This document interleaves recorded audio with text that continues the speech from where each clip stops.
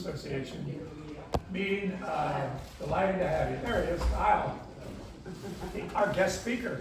Woo-hoo! Kyle Clark. My name's Jerry Moan, president of the organization. Let me introduce you to our board of directors. They're spread all over the place.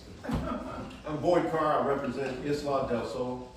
Good morning, I'm Craig Vance with Terramar Beach. Good morning, Rosemary Gonzalez, Acapulco Village. Kim Van Camp, condos. Good morning, Julie Greenwell with Sea Isle. Good morning, Peggy Saylor, Spanish Grant Beach. Doug, Doug Little, Pirates, Lafitte's Cove. Barbara, I'm Barbara Hankins, filling in for Sarah Hawks from Sportsman Road. Joe. Joe Schrum, Dunes, West Beach. I think that's it. So, welcome again. This is our first try. Guy, back there. We got someone Guy. hiding. Who? Guy. Oh, Guy. There you are. I missed you again. Boyd West. Yeah, I missed you again, Guy. So I'll get it eventually. Also introduce you to City Council Member Murray Robb, District 6. Elected City Official Tennis Jones, Jamaica Beach. And she's the official recorder of our meetings. They're really great. And can I mention that this is the mayor of Jamaica Beach? Karen Bonner.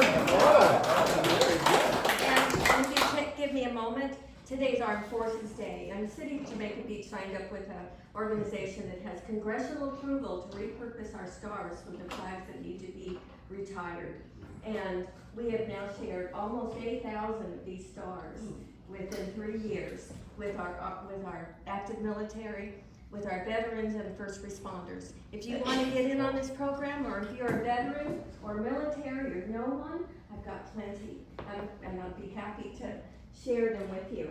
And it's a marvelous blessing to be able to give these to share the stars with. It's a marvelous blessing to be able to share these stars with our military. So if you when you do the first one and you see how grateful they are when you let them know that you appreciate their service, you'll continue to do it. So contact me. John knows how to get a hold of me, and I'll be happy to give you more information about it. Thank you. You might carry tissues with you, because normally they get so, how many times have you had to watch tears flow? 1,000 times. Thank you. Thank you, Terry. Thank you, Taz. As I said, Taz records the meetings, and we use hers as our minutes of the meeting. So Nice. Looks good. okay.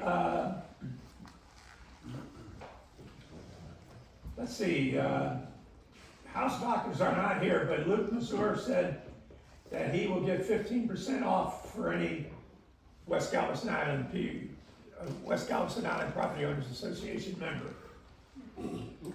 Okay, how about if we approve the April 20th minutes and the April 30th financials? Rosemary, Second. seconded Kim. Any discussion? No. All in favor? Aye. All done, okay. Well, we were supposed to have the West End report from Sean Mingus, but he's out on an oil spill, and he won't be able to make it. Oh. So, and we're gonna have the Development Service Department give a presentation, and that's Kyle Clark. Kyle, you're on. You're on, man.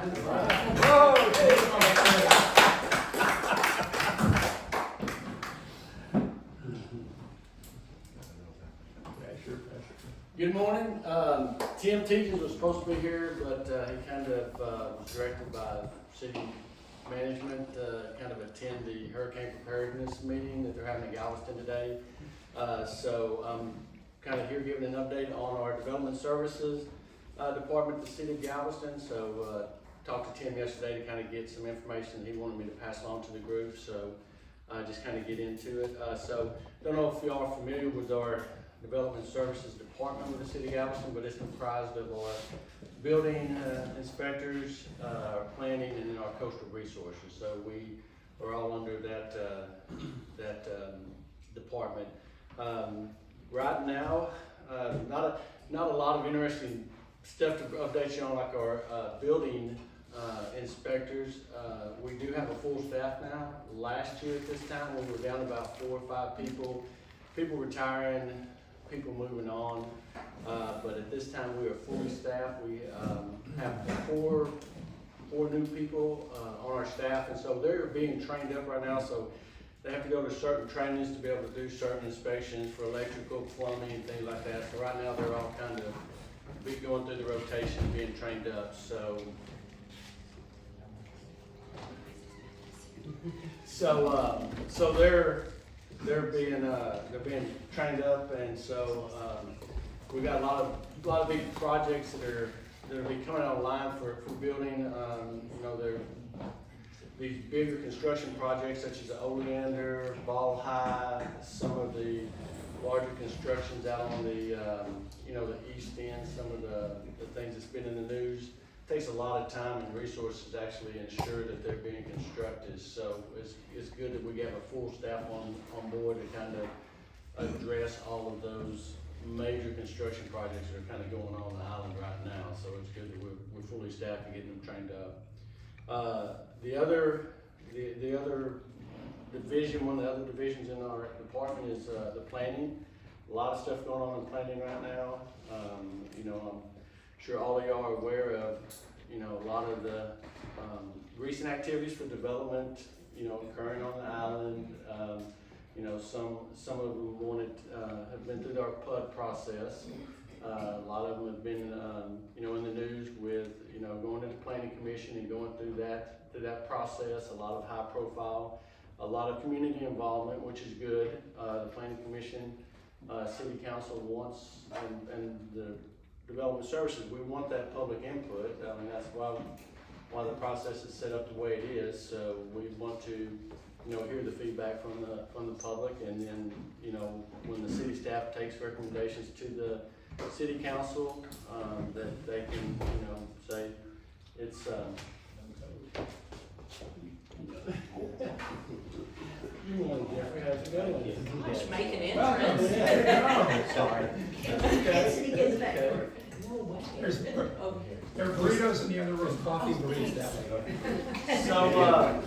So I encourage everybody to, you know, if y'all see something going on that's on the planning commission that you wanna comment on, definitely come in and, you know, voice your concerns or support or whatever you'd like to do. Like I said, I know the city council is appreciative when it goes through the process and the public comes out, and, we can report that, you know, we made this decision of either moving forward or, you know, not approving the project because of, you know, working with the applicant, working with, you know, the public and things like that. So if there's anything that y'all see, please do come to the planning commissions, or if y'all receive something in the mail, respond back to it. Y'all have monthly meetings? They're bi-weekly. Bi-weekly? The planning commission meetings are bi-weekly, Tuesday afternoons at 3:30. The agenda for those go out, they're on the City of Galveston webpage under our agenda center. Okay. You can, those are published, I believe, the Thursday or Friday before the meeting, so we can ensure that we have it out there to meeting the state requirements. They're all recorded, the meetings are recorded, so you can go back and watch a meeting, they're presented live, so. And Kyle, I think you can sign up for meeting notices. I know I will get an email Yeah. when there's a planning commission meeting, so that's an easy reminder. Yes. So the other thing that's going on right now with our planning is we're in the preliminary stages of updating our comprehensive plan, our comp plan. Recently, a request for proposals went out, kind of narrowed it down to a few people who put in for it. So Tim is working with some of our planners of kind of getting some more information from the top 3 or 4 companies that put in for it to kind of get some more additional information before they kind of make a final selection. Once that selection is made, whoever's selected will be working with the city council, we'll be working with the planning commission of kind of looking at what we want to include in our comprehensive plan. We are going out for a grant from GLO to actually fund this comprehensive plan, and one of the areas that's required under the grant is for resiliency, so that is gonna be a component for this updated comprehensive plan. There will be a development of a steering committee, so there may be some announcements out there on that, and then there will also, Tim told me that there will be 3-4 public meetings as we're going through this process. So if there's something, keep your eye out for, like I said, it'll be possibly on the planning commission, city council agenda, updates on these, so, make sure that you're, keeping up with that if that's something you're interested in. So, thing I can talk the most about is coastal resources division.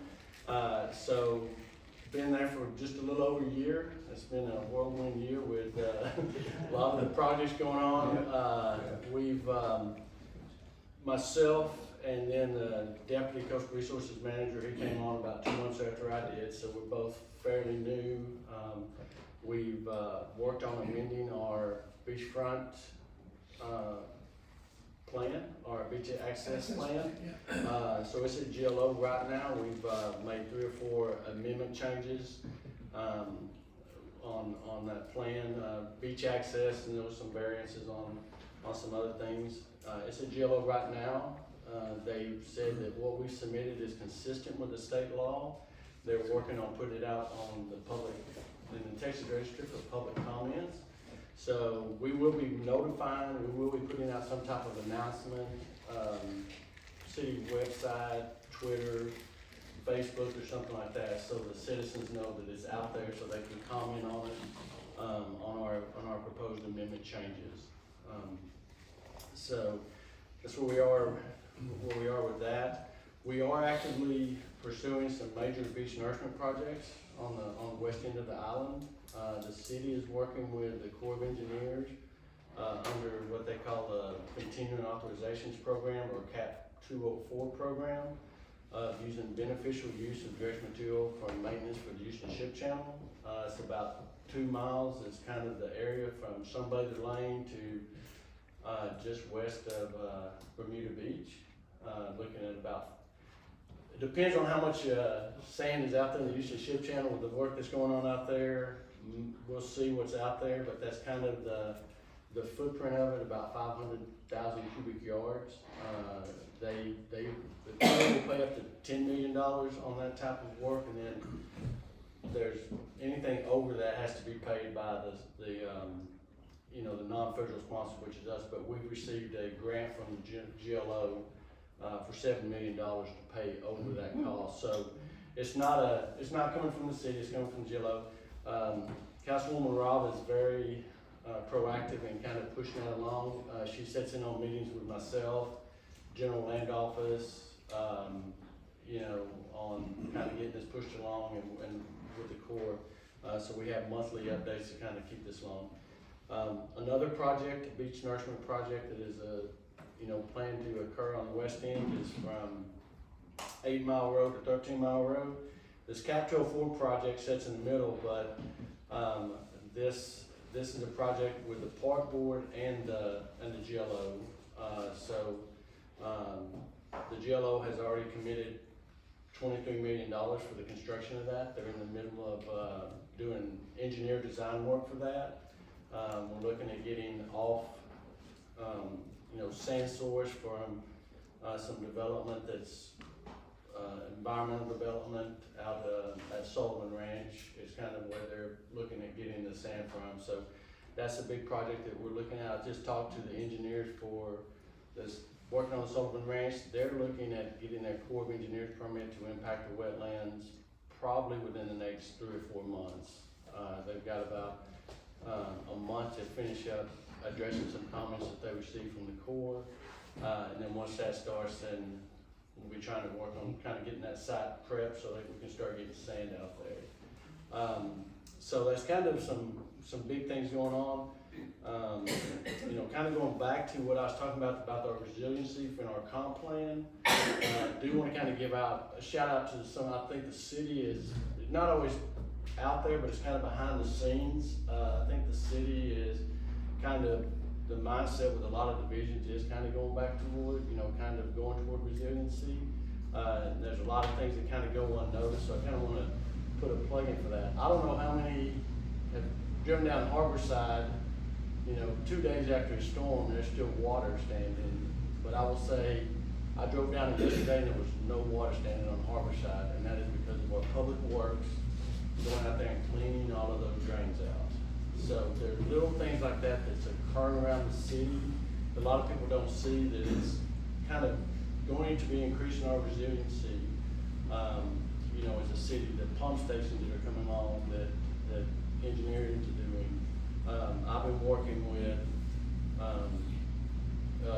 applying for a grant based off of our stormwater master plan for Pirates Beach, East, West, and Palm Beach, because the drainage that goes out to the beach.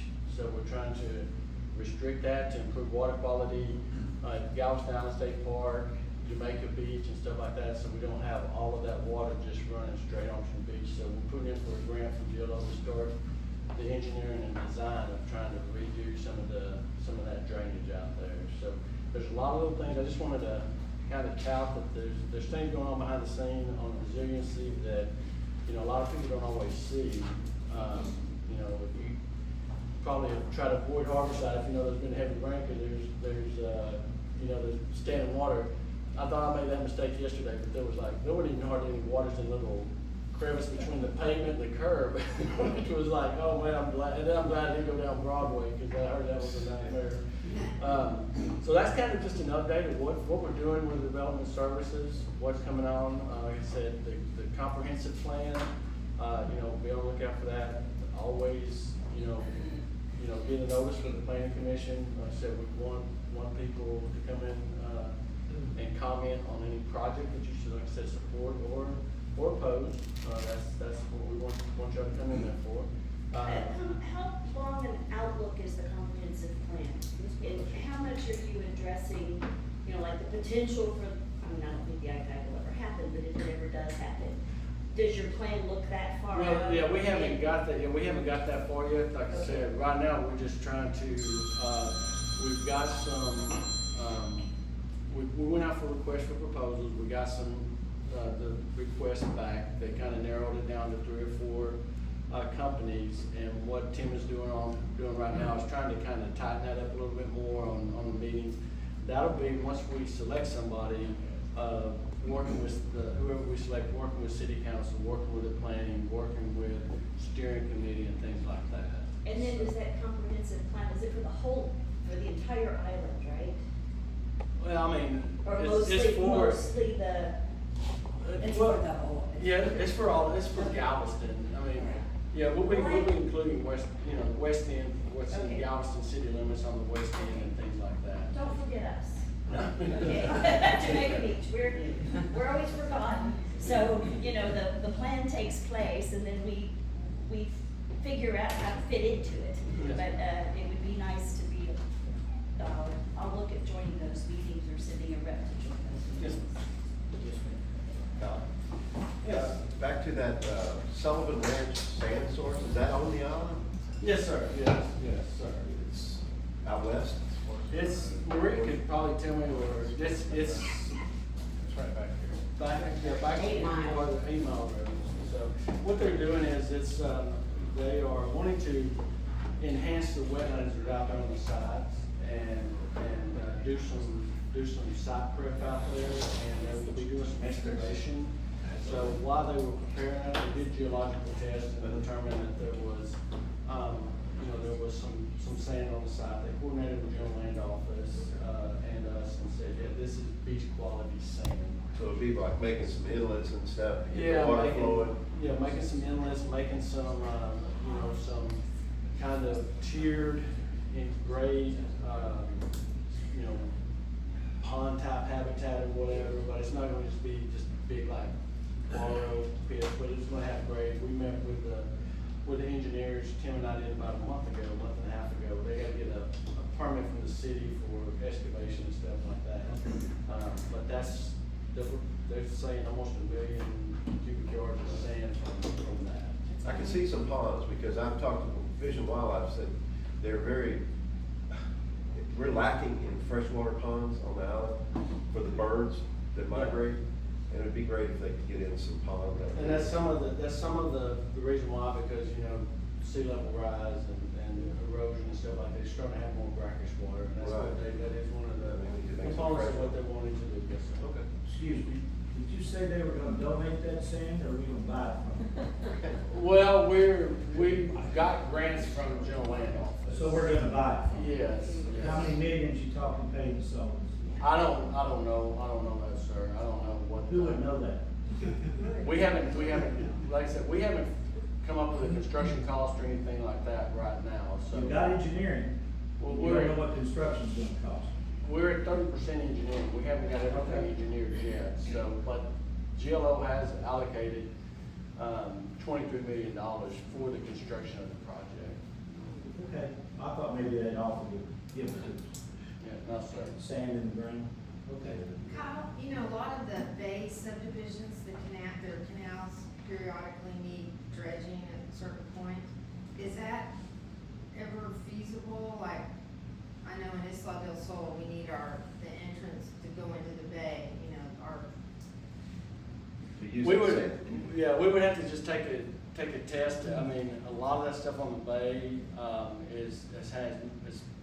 has more silt and clay type material in it that's not for beach quality sand, that it may be kind of tough for us to use. And just the amount of quantity that you get out of it wouldn't those be type of enough. projects, it wouldn't be enough to really, The effort. yeah, to do that. Okay.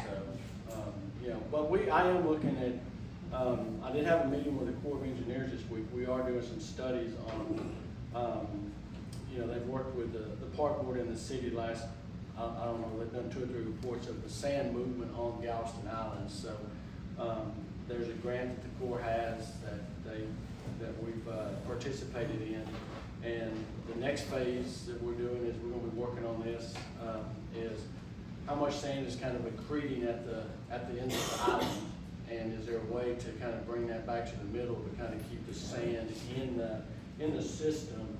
And their main, one of the main things I want from their report is kind of a risk analysis on the west end of, okay, here's where our erosion rates are, here's how many habitable structures are here, here's our proximity to 3005. Yeah. So we can start planning, you know, if sand is gonna be a strict commodity, so we can start planning that and say, okay, we can go to city council, we can go to, you know, other people and say, this is why we wanna put this here.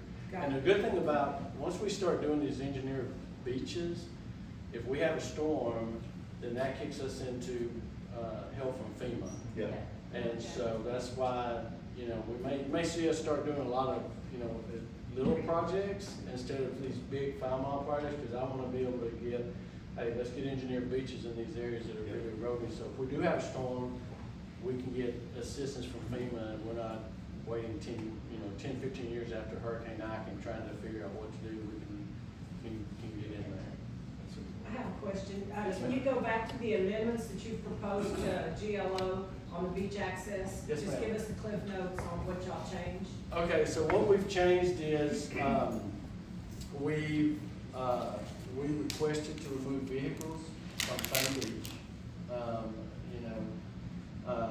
and provide off-beach parking, at that area. That was, so, you know, there is private property that kind of goes down on the beach side. You know, our Open Beaches Act just kind of gives an easement for, you know, Texas citizens to be, you know, access the beach. So we can remove vehicles off the beach. It just says you have to have access. It doesn't say vehicle access. So what we've done as amendment is one of those is to close down, not restrict vehicular access to Sunny Beach and provide off-beach parking. There will still be a turnaround down there, so you can go down there and drop things off and stuff like that. You know, we think that once we do that too, it'll also help start repairing some of those bridges over there. So which is one reason that we did it. Access point 1C, which is immediately east of Stewart Beach. there's a restricted use area over there, and so we requested to remove 1,000 feet from there because that allows vehicles. So we requested to remove 1,000 feet of that, provide off-beach parking, but we are compensating for that 1,000 feet. We're gonna have a ADA accessible area on Stewart Beach just for ADA. They're gonna be able to show, proper documentation, and then we're also opening up 500 feet at Pocket Park 1. So you have Sunny Beach, you have, the area in front of Sunny Beach is kind of closed off, but when you come into Pocket Park 1, we're gonna open that up 500 feet back to the west. And so that's 1,000 feet. And then the other, For vehicular traffic? yes, ma'am. Okay. Yeah, and ADA is kind of getting the ADA, GLO is really big on, disabled persons being able to get to the water. And so opening that back up will allow them to get to the water and other people, to do that. The other variance that we're requesting is for, at the end of the seawall, there was a development that's proposed there. They proposed to put concrete within 200 feet of the line of vegetation, which we cannot allow reinforced. So that's the variance that we requested. And I know there's been some concerns about FEMA and,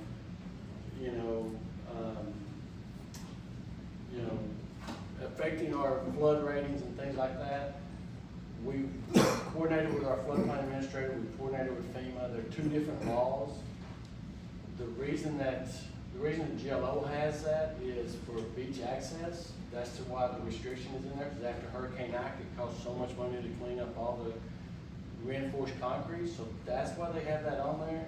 The FEMA requirements, we're meeting that. The reason that the developer is having to place that detention in the ground, and that concrete is because the city now has requirements that all the stormwater must flow away from the beach to protect the dunes. So they're two different things. So we're meeting our FEMA requirements. That's the city thing for the stormwater, but our variance is more kind of geared toward beach access. And so those are the three variances. Thank you. On beach nourishment, how does the state park fit into that? Because our beach nourishment plan is due to kick off in October. So Jamaica Beach is, I don't remember where we're getting our sand source from. But like I said, that we've got all the approvals and kicking that off. But if you guys go to, you said 13 Mile Road? Yes, ma'am. With yours, then that leaves the state, how does the state park fit into the overall They don't. plan? They don't? choose not to. They yeah. choose not to, okay. So even if we were ultimately to have some sort of fortified dune all the way down, they wouldn't participate in Okay. They will get some, as time goes on, they'll get some of that sand from the tour drift and everything, but they're not part of the project or anything like that. All right. And with the access plan, our ultimate goal is to get all the vehicles off the beach. So we'll be looking at more and more spots where we can provide off-beach parking. Yes, ma'am. You're gonna be shocked that I'm not gonna talk about the reinforced concrete. Yes. Because you know how much I just love that. That's just one of my favorite things. But I'm wondering about the insurance part of this, because I know there are people across the island who are concerned that what's happening is going to impact insurance rates for everyone across the island, because it could. So I'm wondering if it would be possible for you all, since you have done all of this work on this and you've gotten these people to tell you that it won't impact our insurance rates, if you could get a letter of some sort that says exactly that, so that it could quell all of these concerns that everyone has, so that everyone could quit being concerned about this, rather than just people saying, oh, it's not going to, oh, it's not going to hurt you, oh, it's not going to harm our rates across the board. Because as I'm sure everyone who is here knows, we're all very concerned about our insurance. I have neighbors in my neighborhood who have been dropped by their insurance companies and have had to go looking elsewhere for insurance.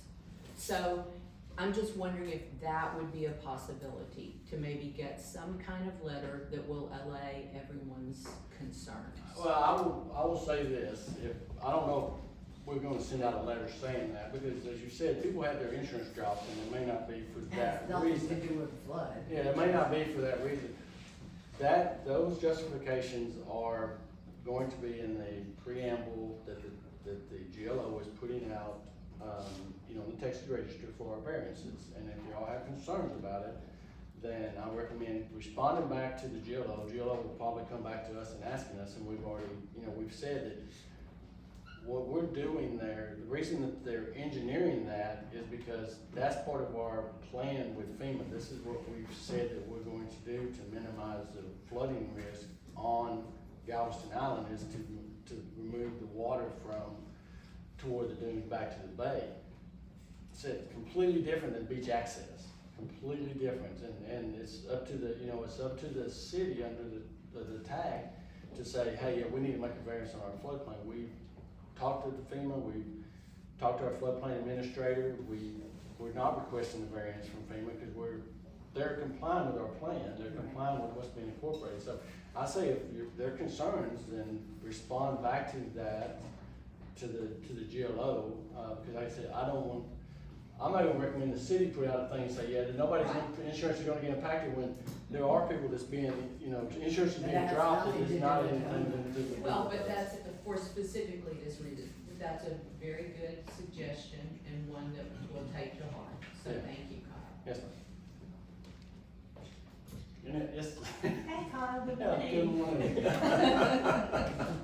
morning. Several years ago, the IDC had a program, for interested subdivisions to participate in the sand fencing building program. And we've talked several times about this, and I understand all of the challenges.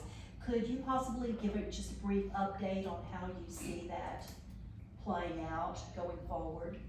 I see what I see in the future is, I haven't had a lot of, dealings with IDC. Maureen may be able to elaborate, but I see, if that was a viable program that we had. I don't see, doing it right now, but once we start doing these nourishment projects, because what we have right now is there's just no grade out there. We put stuff out there, you get high tide, you get high wind, and stuff's getting washed out. But my plan is, once we do these beach nourishment projects, is to get out there and start, as soon as we do that, to start getting something and above the 4-foot contour line of starting to get the dunes reestablished.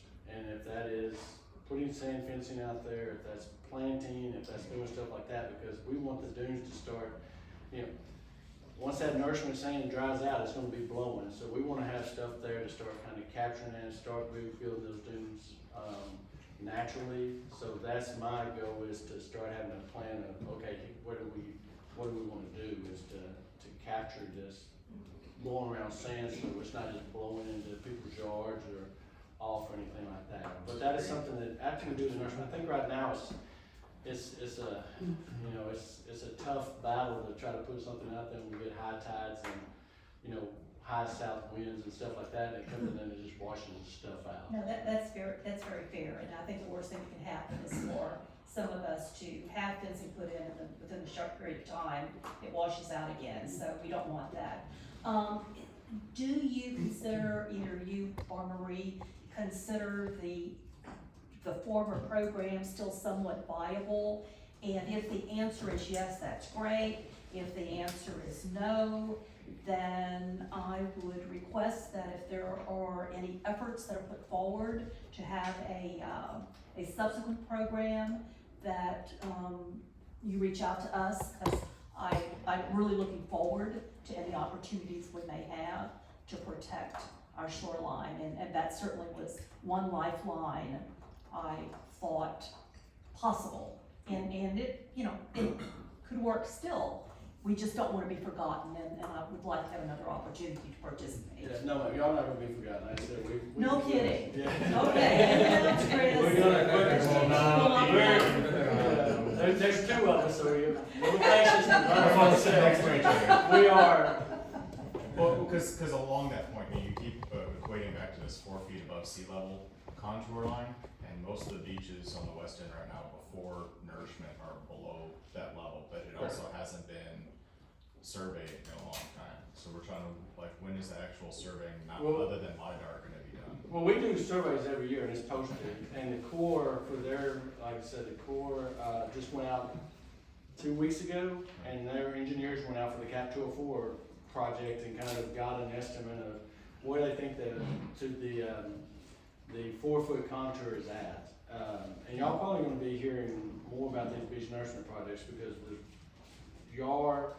the difference between what's occurring in front of the seawall and what's gonna be occurring as we do more of these along the west end is in front of the seawall, there's no houses, there's nothing like that. So we will be coordinating with y'all as soon as we get information. We may be coming back, giving up more information, updates here and stuff like that as we're starting to kind of pick up. But our surveys, our annual surveys are posted on our website. And then the Cap 204, the engineers, they're kind of surveying that. The Corps is kind of taking the lead on that. But the 8 mile, 13 mile road, they're using some of our data. They're also doing that. But yeah, we can, like I said, look online, and if there's any other questions, we can get some information. Then are we gonna share that information with the streets department? Because we've been told that they don't maintain roads that they want to bring the level of the roads up to 4 feet above sea level or above that, and in areas where they're below, we're sharing that information so they can come back with. We're working with Bermuda East Drive. I'm working with our public works on that. We're working on addressing that. So when we've been in discussions, we can talk offline on some of that stuff. Any other questions? The folks on Sunny Beach, so did you say that there would be off-beach parking so that folks using the beach don't have to park in front of the landowners, the homeowners' houses? Yeah, there's off-beach parking. There's gonna be an off-beach parking lot. And there's gonna be a parking lot that's gonna be ADA. Outside the parking lot, there's ADA designated spots along the road.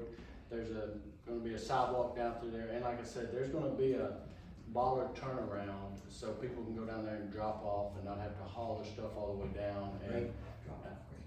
And the people on Sunny Beach are very much in support of having. Sure they are.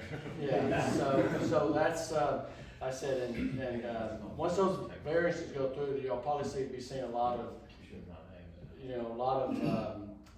push out, in information, because we want people to know that that's gonna be occurring.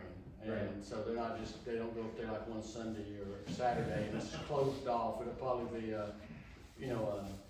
kind of a staggered event. Well, I'm sure everybody will tell them just go to Jamaica Beach. Cause that's what they all Tower. Huh? The Isla del Sol Tower, trust me. That's a beach navigation tower. So, any other questions? All right. Well, Thanks so much.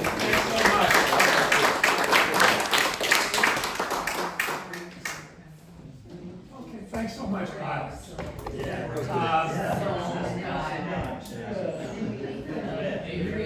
There's a bunch of burritos in the other room. I hope you're hungry.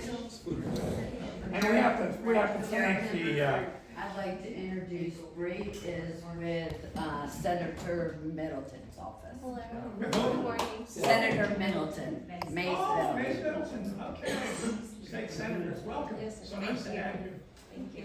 And the people that make this possible, the pastor is Chris Bauer, and the other person that really helped out is Carol Mahone. And so they've really opened up their place to us. We got a lot of burritos, so be hungry. Okay, District 6 happenings. Bree? All right. She's doing such a great job for West End. I know, thank you all for all your votes. When you didn't have to go out and vote, I just needed one. And I have to say, I received like 100 emails saying, I was your one. That's Yeah. I think we got more votes than any council race combined, which was interesting. Anyway, we have a lot going on. We have the streets master plan. You'll be seeing a lot more streets being overlaid. We have drainage plan. We know we have such a big drainage issue out here. Pirates, Terramar, CO, you name it, where we have, when a new house goes in, they come out and they dig the ditch, and the old houses didn't have a ditch. So we create a bunch of mosquito ponds. We will be seeing that going away over the next year and a half, which will be a delight, especially. I've been on with the county commissioners multiple times this week, and my new opening line is, mosquitoes are now picking up small children and flying away with them. Can you please help us? Because the city contracts with the county. And I think the planes actually were on the far west end, but I don't think they made it even to Jamaica Beach. So you guys have had more spraying than we have, so be happy. I don't know if it We helps. still have the mosquitoes. So Yeah, that's- I know, they're the They worst, laugh at they are worse Slow than them down for a day. after Hurricane Ike. And Hurricane Ike, if you remember, they bite right through your clothes, and these are worse. I don't know how, I guess because we were so dry for so long, and they just stayed hidden and kept eating. I don't know what it is, but. Somebody recently said that the reason is because of the high tides, and it came up into the marshland and just designated all the. Yeah, Plus the well, rain. yeah, the Plus rain the rain. too, but that high tide was a big thing. Yeah. Any which way, I'm on with the county pleading on a regular Marie, basis. I know where we live in Isla del Sol, I mean, the plane will come, the plane did finally come one morning, but when, like at midnight, when the truck comes, I'm telling you, you need both. It's sort of like they need to coordinate the morning, either the evening before, I know, I'm not a mosquito expert, but this is just what I've observed. If the truck comes the night before at midnight and it's a calm night, they really come down the street, you can just see the stuff coming out. And then we have the plane in the morning. It is really nice. I know, but unfortunately, I don't know, like I said, the I'm not weather an has expert. to do with when the plane can come Yes, I up, get it. and there is no coordination as far as I know. It would be nice if that was coordinated.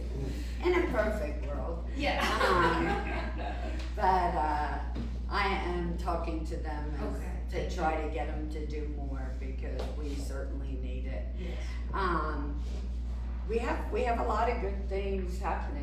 It's so great to have a great coastal department who we're working together with the park board and looking at how we can always improve our beach to the better. So we're finally seeing that happen, as Kyle says, and again, in a perfect world, we would have a back pass from the San Luis Pass, constantly backing sand to the end of the seawall, because that's where all our sand goes. But I would say we're many years from that. But in a perfect world, we would have that. Police, we're working on a program, and this will be something that I'll be coming to talk about. So right now, we have with our police, which we never see enough of them out here, we have a MOU with the City of Jamaica Beach where we back each other up. But we don't have an MOU that we can actually carry through on someone else's, like a city law, I like to reference, there's a Jamaica Beach policeman that lives in Isla del Sol. And he can see the rental next to him breaking a city law.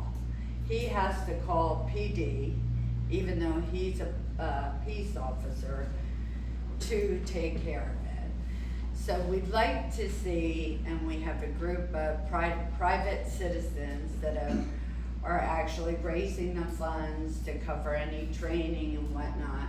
We'd like to see with so many communities use the sheriffs on the weekends as security backup. Again, if somebody. Is that paid contract Mhm. with the sheriff's office? They do pay Okay, 'cause I with thought- off duty. And again, if it's something that involves the Galveston City law, they have to call PD out. So again, we have a peace officer who still has to call. So we're trying to get MOUs in place and provide the cross-training. I think this group of citizens, it's Pervez is spearing it up. I think they've already raised close to 100,000 for some of the efforts to help with this, help to get more, we're always trying to recruit people. We did manage to get both fire and police. I think we pay the most now in the county. So, to help them recruit, to do cross-training, to do other things, so it doesn't put burdens on our taxpayers, which the city will sometimes use as an excuse not to do things. So we're looking at how we can, supplement our police services, and so we provide the best coverage that there is. So that's something that we'll be playing out over. Yeah, we did just add another nighttime patrol. Nice. Because we have 27% STRs in our neighborhood. And the weekends, if one of our officers is responding to a West End call, which happens not frequently, but it does happen. Or if they have to go book someone downtown, then they're off our property for 4 or 5 hours on a Friday or Saturday night. And we only have one officer on duty at night. So we did I understand why you're trying to get additional coverage. Right. Because we just approved the funds to hire extra help. And, short-term rentals are a great topic to talk about. We don't have all day, we're So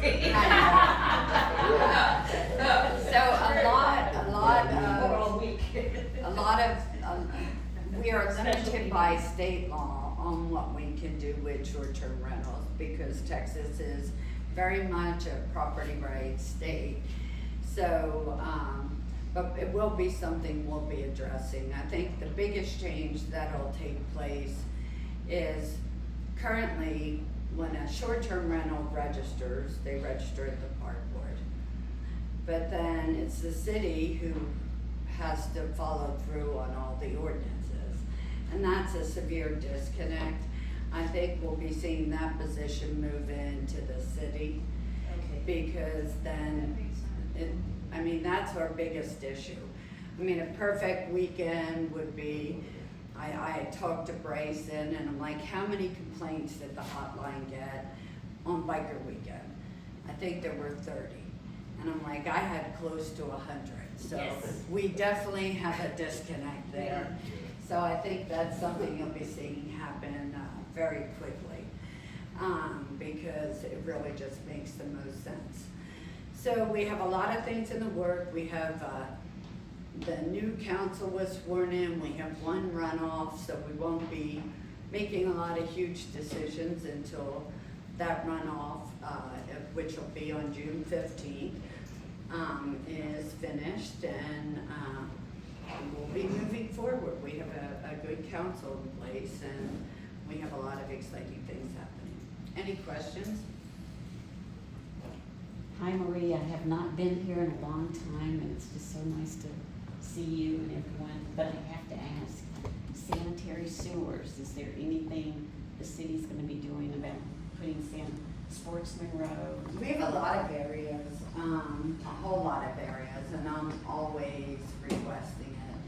I think if I know we put in for grants and things, and I think until the city is forced to, they won't be creative, but we're always looking creative ways.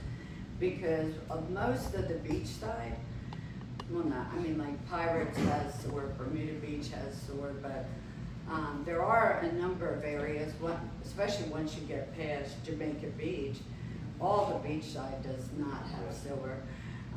They're on septic, and I can't believe that TECQ hasn't come down on us, you know, over the years, because we all know when there's any high tide or whatnot, the sewage is just sinking in. I was just curious if you Yeah. changed that. I'm always working towards it to say, oh, it'll happen in 3 years. I can't say that. Yeah. You can build your own like we did. Are they replacing every single power line on 305? They will be replacing every power line. I think they're replacing something like 5,000 poles. Just in Galveston? Some just in Galveston. The big ones will be concrete? Or Either what? fiberglass or Fiberglass, concrete. okay. Yeah, with that reinforced fiber. No. Yeah. And we've seen the difference. I was amazed in the storm the other night Yes. that everybody helped. That was- And Ryan Dugan was very proactive. We have a great regional guy. You know, he's like, please put out a message before the storm. It's gonna be big. Please bear with me. And we all saw what happened in Houston, and there's still quite a few people. He was sending me some of the pictures of what happened up there, and we really were blessed. Yeah. Well, we love trees, but boy, trees can be very destructive Oh, in yeah. those storms.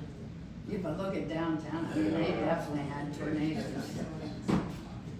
Any other? You're doing a great job for the West.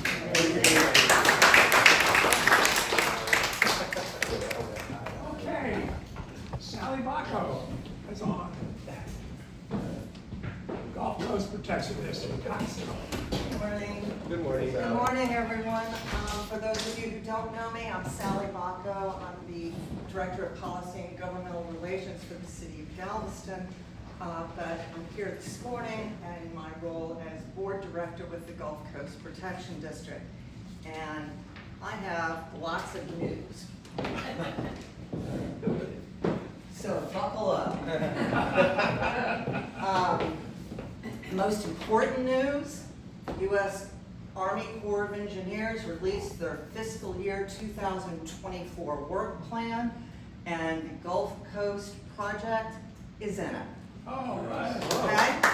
Now, that's the great news. The amount of money that's in it is $500,000. Now, before you smirk, let me explain the importance of this. The $500,000 is for breakwaters off of Bolivar, all right? Now, the importance of this action. An important process in the funding with the Corps is, first and foremost, you have to be able to move through pre-construction engineering design as quickly as possible. The money that we are receiving through the work plan is through what they're called their investigations account. This money is going to allow us for this element of the project to get through PED, pre-construction engineering design, and develop plans and specifications for construction.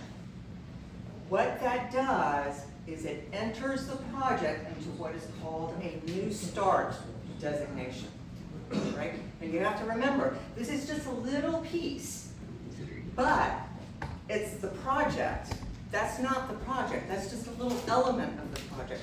This moves the project to a new start designation, and that allows us to get into competing for where the big money is in the Army Corps' budget, and that is the construction dollars, right? So this is what I call a small step for man, but a huge leap for the Coastal Texas project. Okay. And, you know, just as a matter of background, when the Congress appropriates the Energy and Water Development Appropriations Bill that includes the U.S. Army Corps of Engineers, they will allocate that money across 5 accounts. Investigations and construction are the 2 most important for us. The Corps has 60 days to prepare a work plan to present back to Congress as to how they're going to, what projects, studies they're going to fund via that appropriations. So getting in this work plan says one important thing, one critical thing. The Coastal Texas Project is a U.S. Army Corps of Engineers active project now. Now, why is this important? Because simultaneously, Congressman Weber has submitted a $45 million, what they call community project funding request. We used to call them earmarks, okay? That $45 million is would pay for NEPA, sand sourcing, beaches and dunes is going to be, as part of that, $15 million is going to be for that effort. $5 million is going to be for the preliminary design on the gate system work. And then there's going to be funding available for ecosystem. Now you have to remember this request is delicately balanced because when you're dealing with Congress, we have to demonstrate movement on the economic engine, which is that gate system. Because that's what Oklahoma cares about. That's what Tennessee cares about, because that protects the supply chains. But we also have to demonstrate shorter term accomplishments, which is what the beaches and dunes does. It is both protection as well as economic resiliency, because our beaches protect us, but they're also essential for our local economy here. And then the ecosystem pieces, that's what I call the low-hanging fruit, the quick and easy accomplishments. So that is what Congressman Weber has put forward. What is so exciting for me right now is because we are in that work plan, because we are now an active core project, appropriators are going to be far more comfortable investing additional federal dollars in this project. That earmark actually stands a chance now, which would be huge. Simultaneously, we have the $200 million that our Texas legislature appropriated in anticipation of non-federal requirements that we, the board, are going to start looking at how can we maximize, how can we allocate that money now, especially now that the feds have shown up with a few dollars. Okay? That's a huge signal for us to take back to the legislature to say the feds are ready to invest in this. So the 2 top priorities, construction priorities, Bolivar and West Galveston Island beaches and dunes. That is a critical priority because it is also in Texas Coastal Resiliency Master Plan that was put together by the General Land Office. And of course, the economic engine being the Bolivar Roads gate system, right? So this is very exciting on the appropriations side, on that community project funding request. The chairman of the House Appropriations Committee has put out his schedule for reporting out those bills. He wants to get that all done before August recess. So we will have some sense of where Congressman Weber's request is, if it makes it into the bill. If it makes it into the House bill, we stand a very good chance of seeing that $45 million. So everyone, keep your fingers crossed. Right now, we are in the throes of putting the final touches on a design agreement. We already have in-kind work agreements for design, in-kind work agreement for construction. This design agreement is an essential component now that we have that Bolivar breakwater element is called G28. That's what the Corps has designated it in the study and the plan. That was an eco-restoration piece that, if you recall, you may not, but the General Land Office was the non-federal sponsor for the ecosystem restoration piece of the Coastal Texas project. The Gulf Coast Protection District is the non-federal sponsor for the coastal storm risk management piece. So the beaches and dunes, the gate system, things of that nature. We took over the G28 from the General Land Office. We will act as the non-federal sponsor for that piece. We're making adjustments for that in our design agreement with the Corps. Once we have that in place, you know, we will be moving forward with that. But that is going to be a huge step for us. A huge step for us. This is what we've been waiting for, both in communicating with Congress, but also communicating with our Texas legislature. Because right now, and this is my goal, our beaches and dunes will get engineered and built, and then we will be on a 6-year renourishment schedule for the next 50 years, paid for by the U.S. Army Corps of Engineers and the Gulf Coast Protection District as non-federal sponsor. So, I mean, it doesn't get any better than that for Galveston. Okay? It does not get any better than that. So, let's all keep good thoughts and prayers for Congress, remembering that $45 million. Meanwhile, the board is signing an agreement with Texas A&M. They're going to be conducting a storm surge barrier gate alternatives study. And this is going to be looking at alternatives with regards to a sector gate, and I'm talking about the big, huge gate system.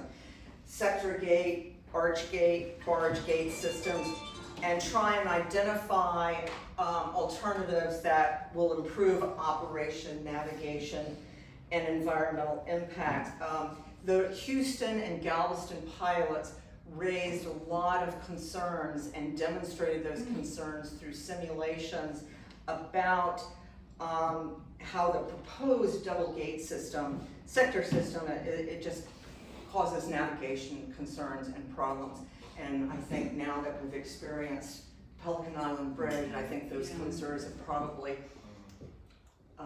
ratcheted up some. The good news here is the Corps is very enthused that the Gulf Coast Protection District is entering into this study agreement with Texas A&M. So they're open and ready to look at these alternatives with us. So we're real happy about that. And then one final word, and this is another critical piece of the messaging for us. The Texas Water Development Board came out with their draft state flood plan. And you recall with the flood plan, they have proposed flood management strategies, flood management evaluations, and flood mitigation projects that they've identified or that were recommended to them from the 15 regional flood planning groups across the state. They took all those recommendations, they ranked them, and for flood mitigation project, the Coastal Texas project is the #1 flood mitigation project for the state in their draft state flood plan. I can't tell you what an important message that is, going to Congress and saying, this is the state's priority. This is the state's #1 flood mitigation project priority. So, the good thing about Zoe is she never gets excited. I just think this is really great news, and I'm hoping next month I'll have even more great news for you. But this is a big one. Thanks so much. Did I answer it? Thank you. Okay, Chris, we're down to you. Do you have a BMAC report? because the last BMAC meeting was canceled due to heavy waters downtown. I know Larry's on the board too, so, okay. Guy Soloway, Facebook. Yeah, so, just a reminder, at the beginning of the year, we had a goal of trying to improve attendance. And one of the things we did was to change how we're communicating. So we do have a Facebook page. If you haven't joined it, it's a Facebook group. If you haven't joined it, we'd like you to.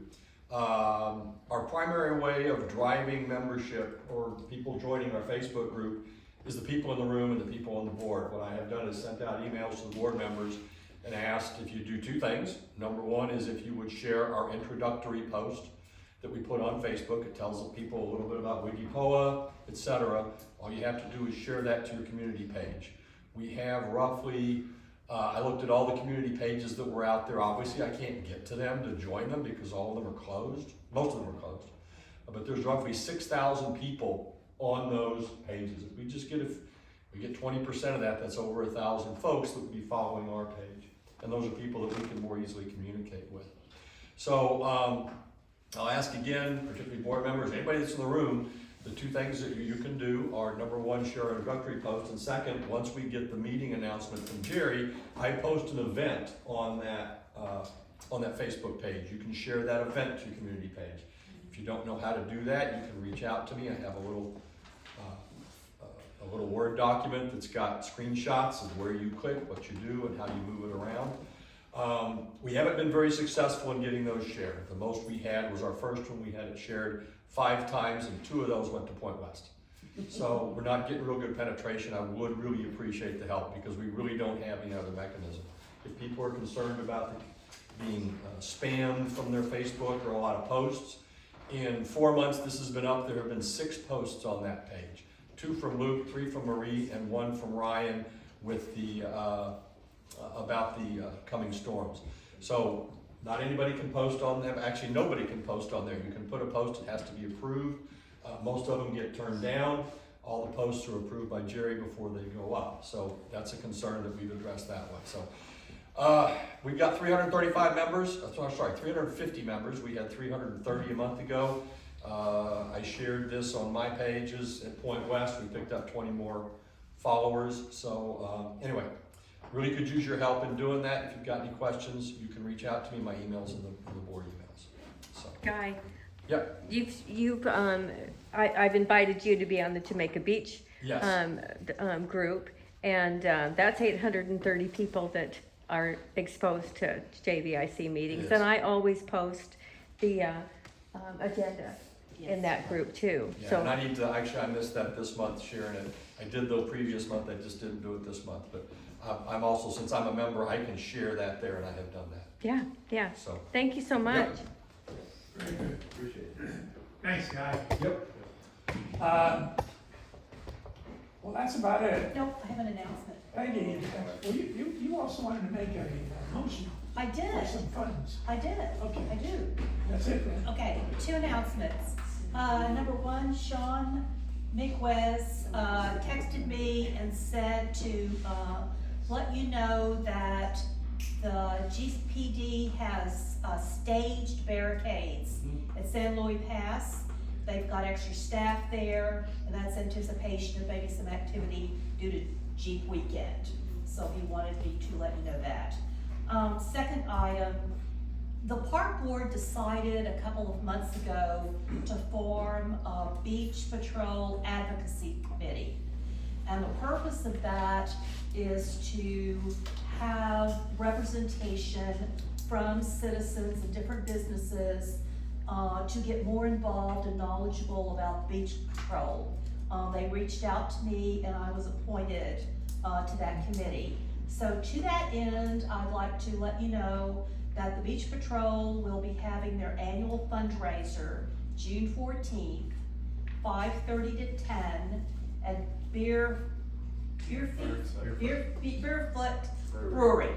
And I've sent Jerry a flyer and asked that he distribute that flyer. So to the extent you appreciate what our Beach Patrol does and the challenges they have with everything that's happening along the beaches, I would encourage you to turn out and have some great barbecue and conversations if you'd like, and I appreciate that support. So to that end, for everything that we recognize that Beach Patrol does for the WGIPOA organization, I'd like to make a motion to contribute $750 to the fundraiser. And I would probably say that leave it up to Peter Davis how he would choose to use that $750. But I do think this is an opportunity for this organization to make a strong statement of support to our beach patrol. So I make that motion. Second, Craig. Any discussion anywhere? All in favor? Aye. Good recommendation. On behalf of Beach Patrol, I thank you so much, and I would request, if there is any concern, comment, you want me to carry forward to the committee, if you let me know. Next month, we're going to be looking at the budget. And when you look at the areas that we are experiencing activity on the west end, and then the current place where we have towers, where we have beach patrol support, I think we have a very vested interest in letting the beach patrol know what our needs are, our observations as far as beach activity, and I would welcome your support and communications with me. Good recommendation, Peggy. Any other questions? Well, how did you like meeting here? It's our first time. We need some fresh air. We need some We'll let them know. As I said, it's the first time. Yeah. The pastor's name is Chris Bauer, and the second person is Kara Mahone, and she does really a great job. But we'll be having breakfast free. We have a lot of leftovers, so have some, take some home. All right, next. So we'll be here, the next month, our meeting is June 22, and it's with the city of Jamaica Beach. Yes, it Sharon will is. be with us. We'll be in spring, wear your tank tops, because we don't have air conditioning in the house. It's our annual meeting, right.